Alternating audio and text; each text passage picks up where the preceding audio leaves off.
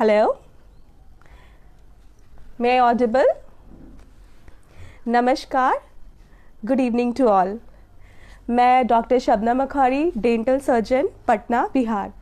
सबसे पहले मैं आस्था फाउंडेशन के सचिव श्री पुरुषोत्तम जी और सह निर्देशिका निक्की जी का शुक्रिया अदा करना चाहूँगी, सहे दिल से धन्यवाद देना चाहूँगी कि उन्होंने लोगों के जागरूकता के लिए डायबिटीज़ और विभिन्न बीमारियों के प्रति जागरूकता अभियान की शुरुआत की और मुझे भी मौका दिया कि मैं आप सबों से रूबरू हो सकूं। अभी बहुत कम लोग जुड़े हैं, तो हम देखते हैं और धीरे धीरे आगे आगे जैसे जैसे हम बात की शुरुआत करेंगे आगे आगे लोग जुड़ते जाएंगे। आज हम जिस विषय की चर्चा करने जा रहे हैं वो है बच्चों में दांतों की समस्या और बच्चों की ओरल कैविटी को हम बच्चों में जो ओरल हाइजीन होता है उसको हम कैसे मेंटेन करें। तो हम आइए बात की शुरुआत करते हैं। हर पेरेंट्स चाहते हैं कि उनके बच्चे के दांत सुंदर हो, मजबूत हो, कैविटी फ्री हो। तो ऐसा सिर्फ चाहने से नहीं होगा, बचपन से ही उन्हें बच्चों के लिए मतलब बचपन से जैसे बच्चे होते हैं तब से ही कंसर्न होना बहुत ज़रूरी होता है। अगर हम शुरुआत से ही कंसर्न होंगे तो हम अपने बच्चों को पेन और तकलीफ से बचा सकते हैं। तो आज हम बात करेंगे कि बच्चों के ओरल हाइजीन को कैसे मेंटेन करें और बाद में बात करेंगे कि बच्चों के दांतों में क्या क्या समस्या होती है। तो सबसे पहले हम शुरुआत करते हैं बच्चों के ओरल हाइजीन मेंटेन से। जब बच्चा जन्म लेता है तब से ब्रेस्ट मिल्क या फिर कुछ दिन के बाद बॉटल फीडिंग करता है, तो हमें शुरू से ही उसके मसूड़ों को, उसके जीभ को क्लीन करने की ज़रूरत है। तो अब क्वेश्चन ये उठता है कि हम क्लीन कैसे करेंगे। तो हमें अपने उंगलियों में गॉज को लपेटना है या सिल्क के कपड़े को लपेट के गुनगुने पानी से मसूड़ों को और जीभ को रेगुलरली साफ करना है। दूसरा है कि जब टीदिंग का प्रोसेस होता है, टीदिंग का प्रोसेस मतलब बच्चों में जो दांत आने का प्रोसेस होता है, उस समय क्या होता है कि बच्चे के जो मसूड़े होते हैं वो फूल से जाते हैं, उनमें खुजली होती है, बच्चा काफ़ी इरिटेबल होता है, वो हर चीज़ को मुंह में डालने की कोशिश करता है। तो जनरली क्या होता है कि उंगलियां उसके सबसे नज़दीक होती हैं, तो वो अपनी उंगलियों को मुंह में डालता है और ऐसा करने से क्या होता है कि डायरिया, फीवर जैसे इन्फेक्शंस होने का खतरा रहता है। तो हमें साफ़ सफाई का प्रॉपर ख्याल रखना है, मतलब उस ड्यूरेशन में हमें बच्चों के का ओरल हाइजीन प्रॉपर रहे इसका ख्याल रखना है। बहुत सारे पेरेंट्स ये पूछते हैं कि हम ब्रशिंग कब शुरुआत करें। तो ब्रशिंग की शुरुआत हम उस समय करना चाहिए जब बच्चे का पहला दांत आ जाए। पहले दांत से ब्रशिंग की शुरुआत कर देनी चाहिए। जो बच्चों के ब्रश होते हैं वो छोटे होते हैं, 100 ब्रिसल्स वाले होते हैं और पतले होते हैं, ईजिली मार्केट में अवेलेबल होते हैं। बच्चों को जो हम टूथपेस्ट प्रोवाइड करते हैं वो पी साइज मतलब मटर के दाने के बराबर का हम उन्हें टूथपेस्ट देते हैं। बीइंग अ पेरेंट, जब तक बच्चे को ब्रशिंग करना ना आए तब तक हमें बच्चे के साथ खड़े रह के उसकी ब्रशिंग का प्रॉपर गाइडलाइन देना चाहिए, क्योंकि मैक्सिमम बच्चों में ये हैबिट होती है, वो ब्रश को दांत में लेके च्यू करते रहते हैं। तो हमें देखना है कि बच्चा सही से ब्रश कर रहा है या नहीं कर रहा है। बच्चे का ब्रशिंग के बाद बच्चे को हमेशा हमें इनकरेज करना चाहिए कि वो मॉर्निंग में ब्रश करे और डिनर के बाद भी 2 टाइम्स अ डे ब्रश करे। तो ऐसा करने से हम बच्चे के ओरल हाइजीन को मेंटेन कर सकते हैं। ये था बच्चों के ओरल हाइजीन की मेंटेनेंस की बात। अब हम बात करेंगे कि बच्चों के मतलब दांतों में कौन कौन सी समस्या हो सकती है।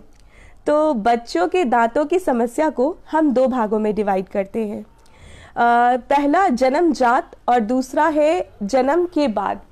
जन्मजात मतलब जन्म से ही कौन कौन सी दांतों की समस्या है, और जन्मात का मतलब होता है कि जन्म के बाद दांतों में क्या क्या समस्या है। तो जन्म से क्या क्या समस्या है, इसमें पहली समस्या आती है नेटल और नियोनेटल टीथ।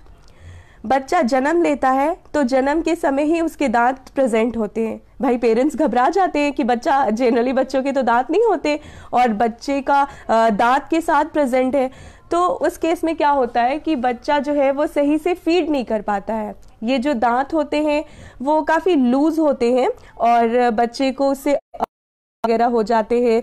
बच्चा माँ का प्रॉपर फीड नहीं कर पाता है, मतलब मिल्क। तो इस केस में हमें क्या करना है कि हमें तुरंत ही डेंटिस्ट के कंसल्ट में जाना है। डेंटिस्ट क्या करते हैं कि एक पेडियाट्रिशियन के कंसल्ट में रह के पहले तो वो रूटीन चेक करेंगे आपके मतलब बच्चे के दांत का, उसके बाद विटामिन के का इंजेक्शन लगाते हैं पेडियाट्रिशियन और उसके बाद हम उस दांत को निकाल देते हैं। ये बहुत ईजी सा प्रोसेस है। दूसरी चीज़, जो दूसरी बीमारी है जो जन्म से होती है वो है क्लेफ्ट लिप और क्लेफ्ट पैलेट, जिसको हम बोलते हैं मतलब तालू का कटा होना या जीभ का कटा होना। जनरली मतलब ऐसी धारणा होती है कि प्रेग्नेंट लेडी अगर ग्रहण के समय कुछ भी काटती है तो नुकीली चीज़ों का यूज़ करती है तो उसके बच्चे के जीभ या तालू कट जाते हैं। आपने सुना होगा आमतौर पे, मतलब जब मैं भी प्रेग्नेंट थी तो मुझे भी मेरे बड़ों ने कहा था कि ग्रहण के समय कुछ काटना नहीं है। बट ये सारी बातें मिथ है, इसका मेडिकल साइंस से कोई रिलेशन नहीं है। मेडिकल में क्लेफ्ट लिप और क्लेफ्ट पैलेट जो होता है एक न्यूरल मतलब डेवलपमेंटल डिफेक्ट है, और जो क्लेफ्ट लिप और क्लेफ्ट पैलेट के बच्चे होते हैं वो सही से फीड नहीं कर पाते। मतलब जब वो माँ के दूध पीने की कोशिश करते हैं तो उनका सही से सक्शन नहीं बन पाता है। अगर हम उनको बाहर से उनको फीडिंग प्रोवाइड करते हैं तो मतलब वो नाक से निकाल देते हैं। फिर उनका स्पीच प्रॉब्लम हमेशा रहता है, देखने में भी लुक भी अफेक्ट होता है। तो ये सारी चीज़ें होती है उस बच्चे में और उसकी नॉर्मल लाइफ हैम्पर होती है। तो जाहिर सी बात है कि पेरेंट्स को टेंशन और चिंता होगी, बट डरने और घबराने जैसी कोई भी बात नहीं है, क्योंकि अब मतलब प्लास्टिक सर्जरी से क्लेफ्ट लिप और क्लेफ्ट पैलेट का ट्रीटमेंट इजीली अवेलेबल है। मतलब हम उसके कुछ नॉर्म्स होते हैं कि बच्चे का वेट इतना होना चाहिए, इतने मंथ में सर्जरी करते हैं। सो मतलब आप सारे नॉर्म्स को अगर फुलफिल करते हैं तो बच्चे की इजीली सर्जरी हो जाती है और मतलब बच्चा एक नॉर्मल लाइफ जी सकता है। ये थी कि जन्म से कौन कौन सी प्रॉब्लम होती है। अब हम जानेंगे जन्म के बाद, मतलब जन्म के बाद जो प्रॉब्लम होती है वो बच्चों की डाइट पे डिपेंड करती है, बच्चे के रूटीन पे डिपेंड करती है। तो इन चीज़ों को हम अब जानते हैं। तो क्या होता है कि सबसे पहले जिसमें है वो है कैविटी फॉर्मेशन, केरीज, जिसको हम नॉर्मल में बोलेंगे कीड़ा लगना। तो भाई दांत में कीड़ा कैसे लगता है सब लोग जानते हैं, बायो स्टूडेंट तो बचपन से पढ़ते आ रहे हैं कि जैसे क्या होता है कि कोई भी कार्बोहाइड्रेट फूड कंटेंट होता है, अगर उस पर माइक्रो ऑर्गेनिज्म, ओरल कैविटी में तो माइक्रो ऑर्गेनिज्म होते हैं, ये डिफरेंट माइक्रो ऑर्गेनिज्म होते हैं। तो कार्बोहाइड्रेट पे जब माइक्रो ऑर्गेनिज्म एक्ट करते हैं तो वो क्या करते हैं, एसिड प्रोड्यूस करते हैं, जिससे दांतों में आपके कैविटी फॉर्मेशन हो जाता है। तो केरीज होना बहुत ही कॉमन है और ये बच्चों में ज़्यादा इसलिए होता है क्योंकि बच्चों को मीठा बहुत पसंद होता है। वो चॉकलेट्स खाते हैं, कैंडीज़ खाते हैं, हनी पैसिफायर्स मतलब डिप्ड उनको दिया जाता है। सो कहीं ना कहीं इन चीज़ों के कारण बच्चों में केरीज की जो प्रॉब्लम है सबसे ज़्यादा होती है। तो इसके सॉल्यूशंस क्या क्या है, केरीज से हम कैसे बचा सकते नहीं, सब एक बात है कि अब केरीज में भी बच्चों में सबसे ज़्यादा कौन सी केरीज होती है, तो सबसे ज़्यादा केरीज जो है वो नर्सिंग बॉटल केरीज होती है। नर्सिंग बॉटल केरीज में क्या होता है कि जो मदर होती है वो अपने बच्चे को बॉटल पिलाती है, दूध देती है और दूध दे के रात में छोड़ देती है, मतलब उसकी क्लीनिंग नहीं करती उसके माउथ की। तो क्या होता है लॉन्ग ड्यूरेशन तक आपका मतलब शुगर कंटेंट आपके माउथ में है, जिसकी वजह से ऑब्वियस सी बात है कि माइक्रो ऑर्गेनिज्म एक्ट करेंगे और केरीज होने के ज़्यादा चांसेस होते हैं। तो ऐसे केस में आपको डेंटिस्ट से कंसल्ट करना चाहिए।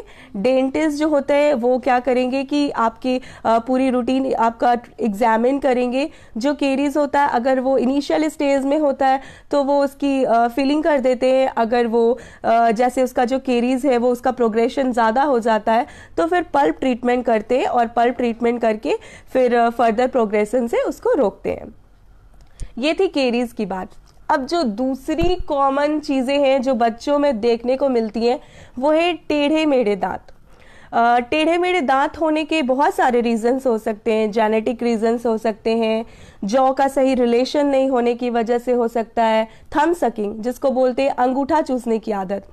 जनरली क्या होता है, बच्चे जन्म से ही अंगूठा चूसते हैं, लेकिन 1 साल के बाद भी अगर आप एक का बच्चा अंगूठा चूसता है तो ये एक मतलब हैबिट प्रॉब्लम है, मतलब उससे बच्चे को आगे लगातार प्रेशर देने से बच्चे के जो दांत है वो आगे की ओर निकल जाएंगे। दूसरा हुआ आपको मुंह से सांस लेना, जीभ से लगातार बाहर की तरफ मतलब दांतों पे प्रेशर देने से भी दांत आगे आ जाता है।